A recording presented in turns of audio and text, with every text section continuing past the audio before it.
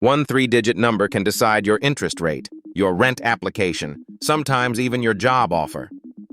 Most people have no real idea how it's actually calculated. A credit score isn't a measure of income, and it isn't a measure of how much money you have. It's a measure of how predictably you've handled borrowed money in the past. Nothing more, nothing less. Which means someone can earn very little and have excellent credit, and someone can earn a fortune and have terrible credit at the exact same time. Payment history is the single biggest factor, roughly a third of the score, which means one thing matters more than almost anything else: paying on time, every time, even if it's only the minimum. Credit utilization is next. How much of your available credit you're actually using. And this one surprises people because it resets every single month. Here's the part almost nobody explains clearly. Maxing out a card, even if you pay it off in full every month, can still hurt your score because the balance reported to the bureau is often just a snapshot on one specific day, regardless of what happens right after.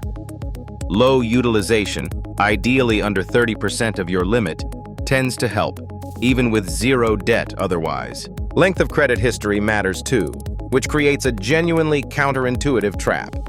Closing an old credit card you don't use can actually hurt your score, both by shortening your average account age and by reducing your total available credit, which raises your utilization instantly. And here's what surprises almost everyone.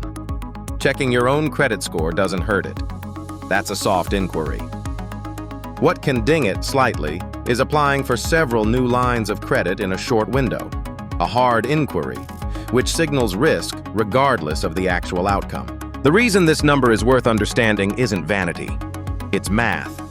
The difference between a good score and an excellent one can be a meaningfully different interest rate on a mortgage or a car loan, which, over the life of that loan, can be worth more than most people's annual salary. A credit score isn't a judgment of your character.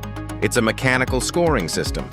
And mechanical systems can be understood, and once understood, played correctly, on purpose instead of accidentally.